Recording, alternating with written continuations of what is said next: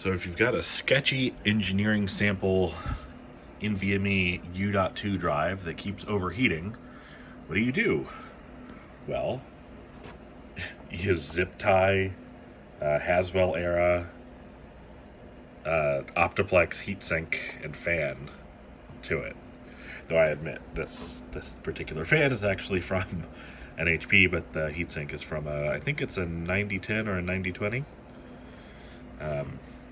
So it's on a flat flex cable that's running to a U2 adapter that's going inside the system into that board right there. And then for the fan, I clipped a SATA power connector off of a dead laptop drive and left the 5-volt and ground tabs out and soldered the fan lines to it. So the fan's running, just 5 volts, but it's moving a good amount of air. I can feel it pretty well. And I'm running some benchmarks on it. So I just finished a crystal disk, and so now I'm going to run AS SSD. Let's go ahead and kick that off. But I'm running the data center SSD tool, and it's only hitting 29C right now, which is not bad. It's probably I don't know, let's say 20C in here. 10 is 50. Yeah, it's between 15 and 20C in here right now. The 29 is not bad.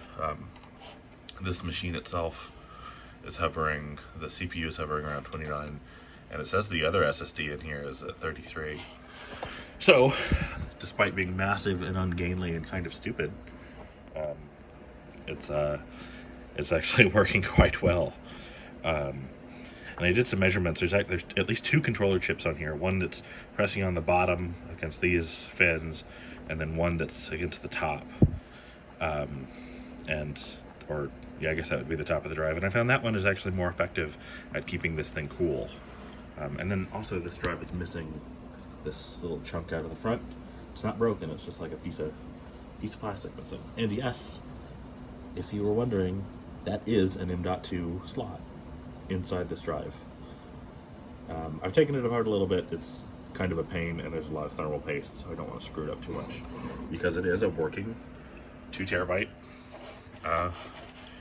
NVMe drive, and it's doing pretty well. Let's check the temps again, and it's gone up a little bit, up to 31C, but really not bad.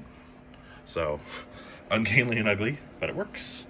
And I did polish both the surfaces. I used some 800 grit sandpaper to smooth it down a little bit, and then I have some thermal paste. And then I've just cranked down the zip ties that are looping around it as tight as I could get them by hand.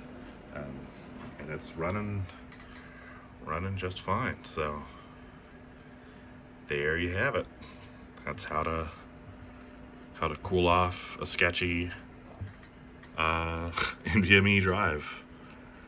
I have no idea how long this thing is going to last. Without the heatsink on it, it was regularly getting hot enough to crash, and I was monitoring it up into the mid 70s. And it says the highest lifetime temperature was 80C, and I think that's when it was shutting down and or crashing, because a couple of times it took down the whole system. This machine isn't booted off this thing, but I have had it crash hard enough that it's taken down the whole machine. So yeah, there you have it. Hopefully you never have to do anything like this. But if you come across a 2 terabyte Intel NVMe U.2 SSD for $60, you should get it, because maybe you can fix it.